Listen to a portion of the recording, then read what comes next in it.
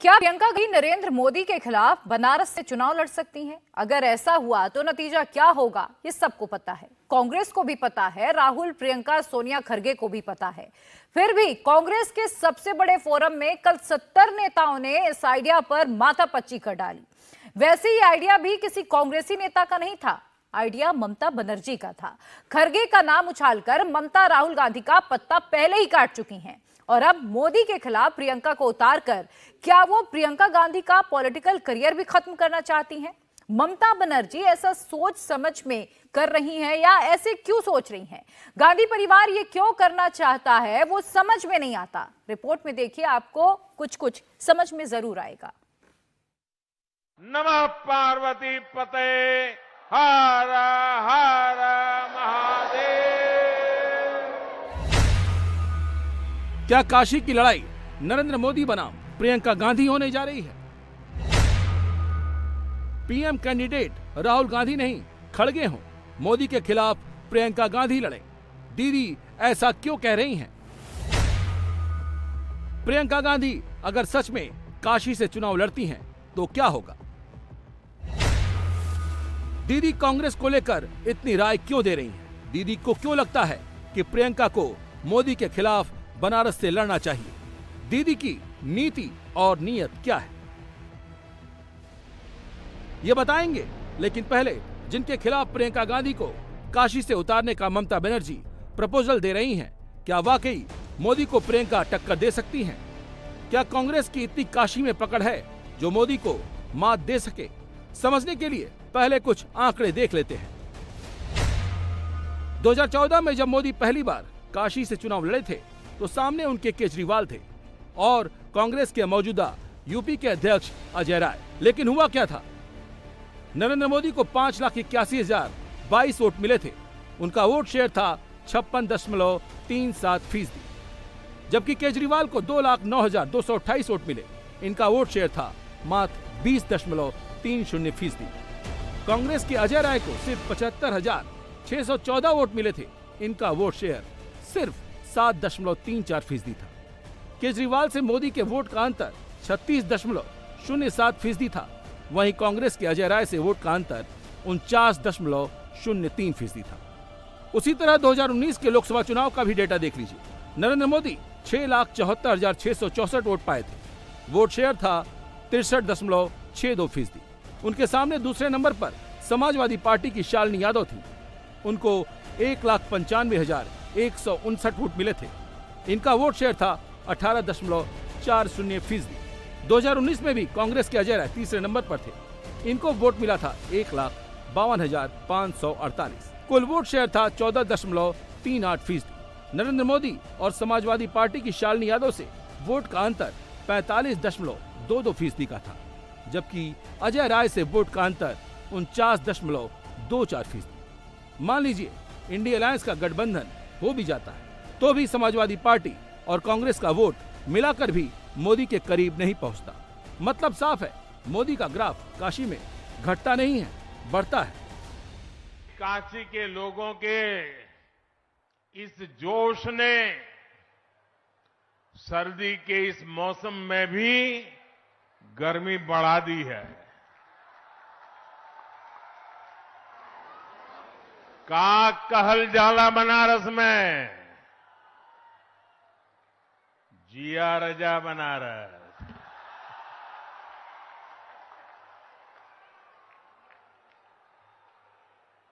अच्छा, शुरुआत में हमें एक थे शिकायत है काशी के लोगन से। कहीं हम आपन शिकायत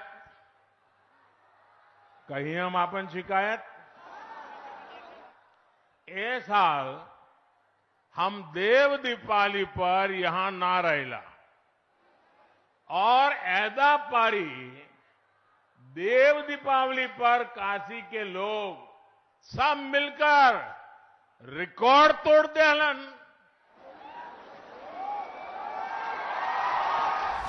जब जीत का अंतर इतना बड़ा है, ऐसे में दीदी का दावा कहां खड़ा है? मोदी को काशी में हराना कितनी बड़ी चुनौती है, बस इसी से समझ लीजिए। 2014 से मोदी जब से यहाँ से सांसद बने हैं, तब से उन्होंने काशी की तस्वीर बदल दी। भव्य काशी कॉरिडोर मोदी के विकास का, मोदी के सनातन प्रेम का सबसे बड़ा सैंपल है। मोदी जब से बनारस के सांसद बने हैं, तब से बनारस में क्या क्या नहीं हुआ। बनारस के घाटों की तस्वीर बदल चुकी है, क्रूज चलने लगे हैं, रेलवे स्टेशनों का भी विकास हो रहा है। बनारस में नई नई ट्रेनों की शुरुआत हुई है। बनारस से डेडिकेटेड फ्रेट कॉरिडोर का काम भी चल रहा है। एयरपोर्ट पर सुविधाओं का विस्तार हो रहा है, मॉडर्न हॉस्पिटल बन रहे हैं, नए और आधुनिक डेयरी की स्थापना हो रही है। गंगा किनारे किसानों के लिए प्राकृतिक खेती की सुविधाएं दी जा रही हैं। बनारस के नौजवानों को कौशल विकास के लिए ट्रेनिंग संस्थान भी खोले गए हैं। बनारस में इंटरनेशनल क्रिकेट स्टेडियम बनाया जा रहा है। देश विदेश से टूरिस्ट आ रहे हैं। अंतर्राष्ट्रीय कार्यक्रमों का आयोजन भारत सरकार कर रही है। सांस्कृतिक हब बन चुका है। महादेव की काशी की मैं जितनी भी सेवा कर पाऊं वो मुझे कम ही लगता है। मेरे परिवारजनों, जब काशी का विकास होता है तो यूपी का विकास होता है, और जब यूपी का विकास होता है तो देश का विकास होता है। इसी भाव के साथ आज भी यहां करीब 20,000 करोड़ रुपए के विकास कार्यों का शिलान्यास और लोकार्पण हुआ है।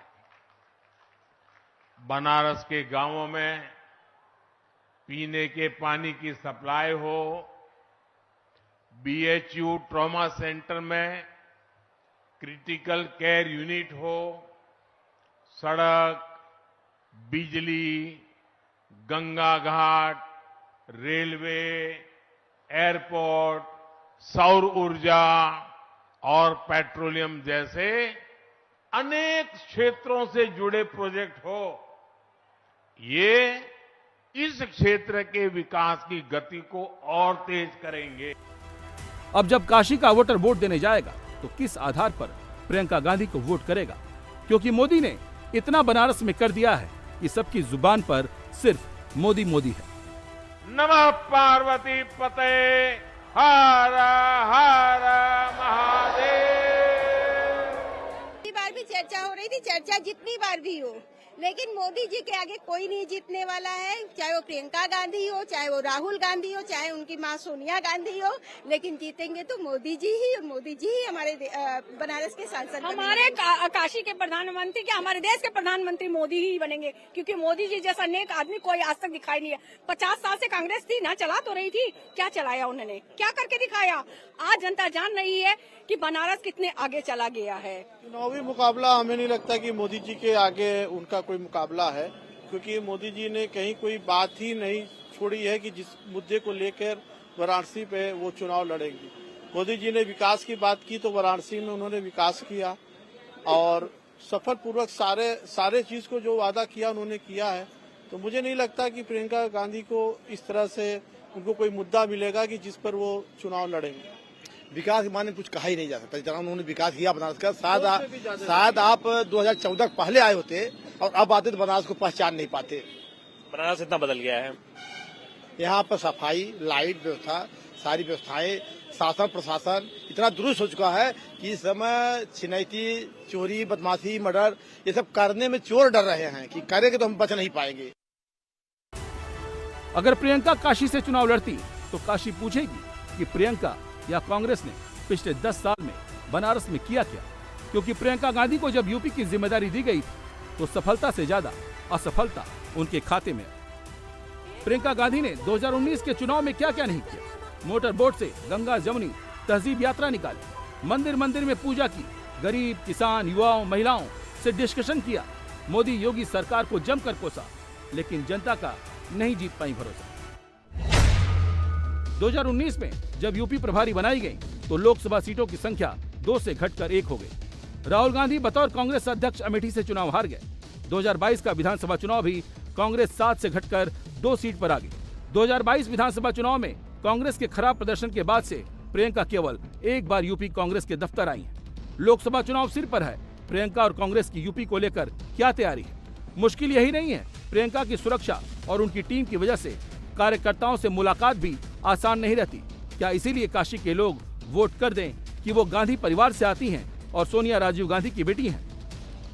लेकिन प्रियंका के काशी से चुनाव लड़ने को लेकर यूपी कांग्रेस के अध्यक्ष अजय राय को भरोसा है कि प्रियंका गांधी चुनाव लड़ती हैं तो कार्यकर्ता जान लड़ा देगा। अब ये प्रियंका गांधी जी का उत्तर प्रदेश घर है, वो बनारस लड़े, वो रायबरेली लड़े, अमेठी लड़े, प्रयागराज लड़े, जहाँ लड़ेगी कांग्रेस का एक कार्यकर्ता पूरी जान लड़ा देगा। क्या उत्तर प्रदेश में कांग्रेस अकेला चुनाव लड़ाई पर निकलती है, जिस प्रकार से एकदम तेजी के साथ तैयारी शुरू की कांग्रेस सबके साथ सबको लेकर चलती है। किसान की बात, मजदूर की बात, आज गन्ना खा रहा हूँ, ये गन्ने का जो देख रहे हैं आप, ये पूरी तरीके से आज गन्ने का दाम नहीं बढ़ा। जब से सरकार आई है 20 क्विंटल बढ़ता था, नहीं बढ़ा। आज तो किसान परेशान है, आज गन्ने का पेमेंट नहीं हो रहा, नौजवान को नौकरी नहीं मिल रही, नौजवान पार्लियामेंट में घुस के आज अपनी चीजों की मांग कर रहा है। ये सब क्या है? तो निश्चित तौर से कांग्रेस अपना काम कर रही है। अजय राय 2 बार मोदी के खिलाफ चुनाव लड़ चुके हैं, लेकिन वोट का अंतर बढ़ता ही गया, मोदी की जीत का ग्राफ चढ़ता ही गया। इतना जानते हुए भी दीदी प्रियंका गांधी को काशी से चुनाव लड़ने के लिए क्यों कह रही है? क्या ममता बनर्जी प्रियंका गांधी का सियासी करियर खत्म कर देना चाहती हैं? क्या ममता बनर्जी को लगता है कि उनके रास्ते में गांधी परिवार ही बाधा है? खड़गे को प्रधानमंत्री कैंडिडेट बताकर क्या राहुल गांधी के पीएम बनने के सपने को तोड़ देना चाहती हैं? क्योंकि ममता और केजरीवाल दोनों को ही लगता है कि इंडिया अलायंस में मामला गांधी परिवार पर आकर रुकता है। क्या ममता बनर्जी कांग्रेस से 2021 की जीत के बाद जिस तरह से उनके दिल्ली मिशन को सोनिया गांधी ने ठप कर दिया, क्या उसका वो बदला ले रही हैं? नरेंद्र मोदी के खिलाफ आपने प्रियंका गांधी का नाम प्रपोज किया चुनाव लड़ने के लिए। सब बात मैं आपको कहेंगे, जो मेरे को कहना था मैंने कह दिया। प्लीज आप लोग अच्छा रहिए, मेरे को शुभकामना है नए साल के लिए और मेरी किस्मत, मेरी किस्मत। दीदी के दिमाग में क्या है? लेकिन दीदी ने वो चाल चल दी है जिससे खड़गे समेत गांधी परिवार ही नहीं, मोदी को हराने का सपना सजो रहे लालू, नीतीश, पवार, ठाकरे सबकी नींद उड़ी हुई है। क्योंकि सवाल यह है कि कांग्रेस प्रियंका गांधी जैसे ट्रम्प कार्ड को मोदी के खिलाफ खड़ा करके क्या हासिल करेगी, जहां का रिजल्ट दुनिया को पता है। प्रियंका गांधी को अगर यूपी से चुनाव लड़ाना ही है तो उनके पास पहले से ही अमेठी और रायबरेली से चुनाव लड़ाने के विकल्प मौजूद हैं। अगर सोनिया गांधी चुनाव नहीं लड़ना चाहती और राहुल गांधी अमेठी लौटने को तैयार नहीं होते, वैसे सोनिया गांधी के पास तेलंगाना से भी चुनाव लड़ने का ऑफर है। प्रियंका गांधी चाहे तो अपने ससुराल मुरादाबाद या गांधी परिवार की सीट प्रयागराज या जवाहरलाल नेहरू की सीट फूलपुर से भी चुनाव लड़ने का विकल्प खुला है। बड़ा सवाल यह है कि ममता बनर्जी के मन में कांग्रेस को लेकर क्या चल रहा है, क्योंकि बनारस का हिंदू हो या मुसलमान, सबके मन में मोदी मोदी चल रहा है। मुकाबला तो नहीं होगा क्योंकि ये बनारस है और यहाँ का मोस्टली पॉपुलेशन जो है कि एक तरफ है ही पहले ही से, तो मुकाबला तो नहीं कह सकते इसको। मोदी जी का पल्ला भारी रहेगा। वजह विकास है या खाली बस पॉपुलेशन? लोग अट्रैक्ट है, पसंद करते हैं, सबसे बड़ा जो है कि पॉइंट यही है। मोदी के सामने प्रियंका गांधी वाड्रा लड़ेंगी चुनाव, तो क्या कोई चुनावी मुकाबला आप लोग देखते हैं?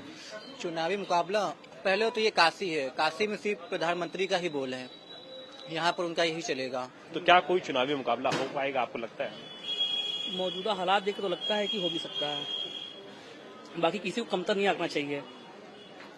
मजबूत कोई भी हो सकता है, कोई भी हार सकता है, कोई भी जीत सकता है। किसी को अगर आप कम आंक रहे हैं तो या भी गलती फिर यहाँ पे है। मजबूत पार्टी है, मानते हैं, लेकिन आप अगर किसी को अनदेखा कर रहे हैं तो 1 ही 2 सीट मारेगा, लेकिन मार रहा है आपका हिस्सा।